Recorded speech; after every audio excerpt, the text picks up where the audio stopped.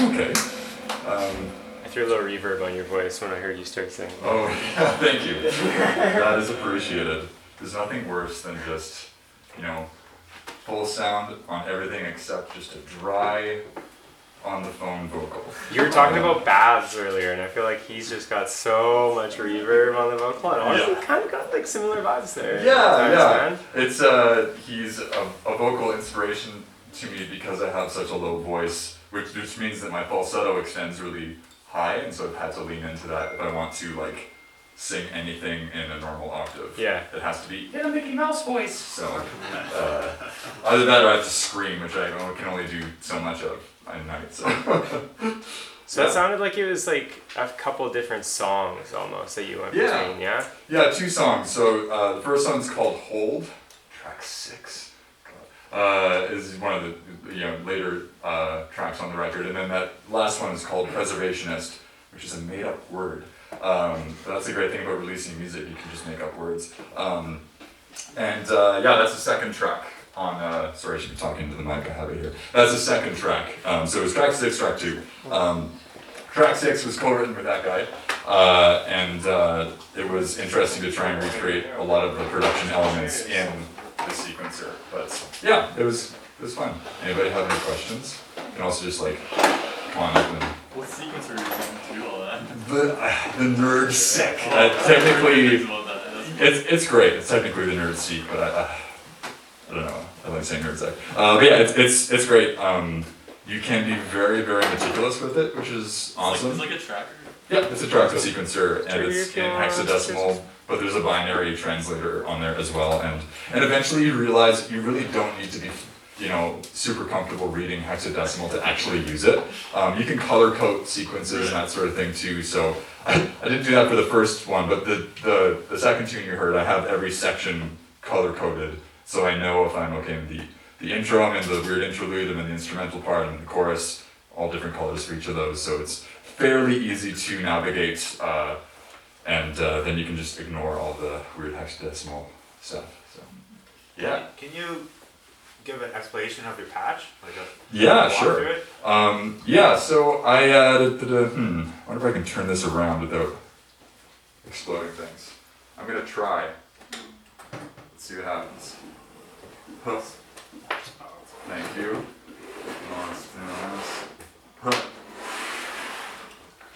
Okay. I'm a big fan of the guitar. The cable organizers, these things.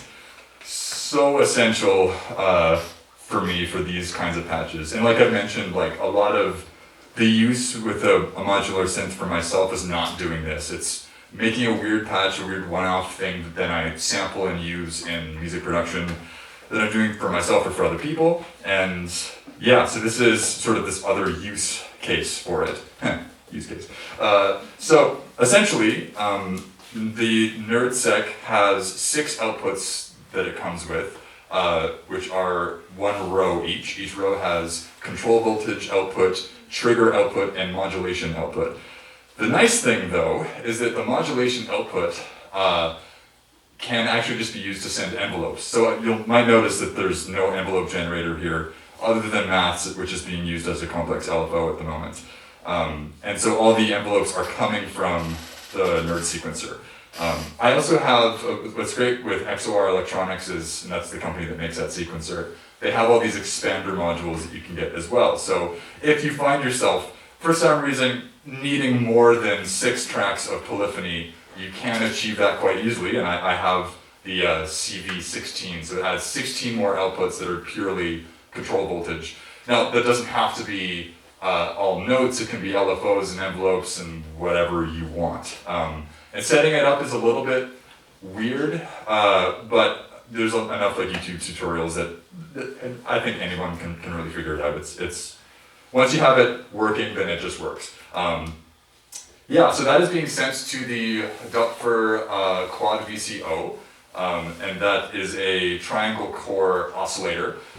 So by default, it's triangle wave, and then it can be wave shaped to both square and to sawtooth. So generally, I'm just using sawtooth, though this time I was using the the square wave for the bass voices, because square waves are a little bit better for carrying bass frequencies. And so I essentially have, those 4 voices dedicated to that oscillator. Those are going through the mutable instruments blades. Yeah, it's this side. And that is not being used in stereo. The left side is being used for the bottom 2 voices. The right side is being used for the top 2 voices. And the top 2 voices are being panned around by X-pan, and that's what Maths is controlling, is the rate at which that pans around. So that's a very easy thing for me to, the trouble with setting something like this up is you want to still be interactive with it, but you might have noticed there's points where I'm just like, God, I don't want to sing out of tune. I gotta close my eyes and focus on this. I have to kind of limit the things that are malleable, because if the pitch is something that's being changed, that can go wrong so quick. So I'm really kind of selective about the couple of things that I'm choosing to interact with and have tactility over. 5 and 6, the outputs from the NerdSec are going to Plonk and to mutable elements, though it's a miniature version of that called Atom, I think. And those are both physical modeling synthesizers, and if you don't know what that is, essentially instead of an unfiltered sound going into a filter, you're doing like this subtractive synthesis thing. Physical modeling works, as far as I've seen, only digital. It'd be weird to have analog, I don't know how that would work. But you're selecting between an exciter and an object. So you're saying, okay, like a bow or a mallet or a hammer or a pick that's hitting a steel drum, a metal plate, a xylophone, and that's what changes the sound. For elements specifically, Emily Gia, she is Mutable Instruments, and she actually included like audio files as samples, and that's what the exciter part of it is like the actual sound of someone hitting an unyielding object with mallets, or with like 3 mallets, or with like paper, all sorts of weird stuff. But that's why it sounds so excellent. Sorry, I should be better at speaking into this mic. Other things, all the drums come from the NerdSec as well, because it has a built-in sampler, and that is being destroyed by Guillotine, which is also in this case, which is super exciting, someone else that uses Guillotine. It's just this disgusting, like, kind of overbearing overdrive distortion, I guess. And it has, like, that many settings, and that's just this really intense peaked filter that you're just choosing to like either not be present, be destroying like everything but the low end, or just like annihilating your ears with this piercing like 2 kilohertz kind of thing. It's great. And then a bit of reverb from a really small 2 HP reverb. I have this really wonderful module that is sadly just at home now called Rainmaker. It's a really complicated delay, but it's very big. So if I wanted to fit all of this into one case, I ended up getting the 2 HP reverb, which is a stereo reverb, and 2 HP, which is pretty sick. And then delay was an Indiophone, which I definitely forgot to turn off the mix knob there at one point, but that's fine. I think that's mostly everything. I have like this module up here, Quadrat, is being used to control things that are just physically tough to get to. And so I love having this here, because then I don't have to worry about, okay, well if I'm doing cable management here, then I need to reach in and oops, one of my analog oscillators is out of tune now. Oh well, so because I've done that many times, and that's why I love this thing so much, is you can just go like, these 3 knobs that are hidden in here, now I have them here, and I can just really easily control them. Again, something that, this has other uses that are really interesting and creative, that it's not being used for here. It's very much like a physical layout of the instrument, just a utility for me. So, yeah, I think that answers the question. Yeah. Did you say you use the step sequencer to like give yourself structure for the song? So yeah, I should clarify this sequencer up here, a trigger sequencer called Steppy. I'm not using it at all. So everything is coming from this, and you can see afterward. Let's just do this. That. Yeah, all those colors represent different sections of the song, and then you can do a page down. Where's the page? There it is. and then you'll see other sections and that sort of thing. And each of these rows is one of the outputs on the side of the module. And if anyone wants to take a closer look at this afterward, please feel free.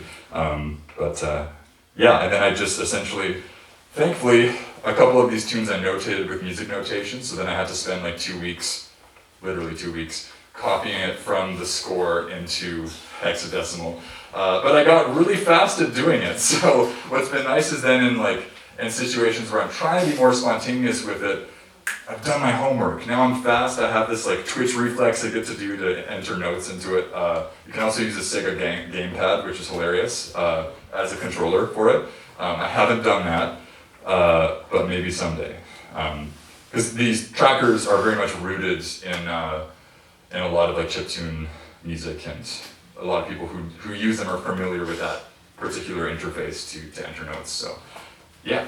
I see there's like a video output on the Nerd Seek. There is. Is that just to get that screen bigger? Yep, exactly. You can just blow it up to a 1080p display. Nice. Though I'm on the wrong firmware at the moment, so it doesn't work. But I'm trying to figure that out. The other expanders work, and those are the important ones. But the fun one unfortunately doesn't. And you can also use a computer keyboard to input notes as well if you don't feel like developing carpal tunnel. It's useful. So, yeah. Anything else? Heck yeah. Thanks for questions, y'all. I'm stoked for the performance. Thanks for doing this. Amazing. That was awesome, man.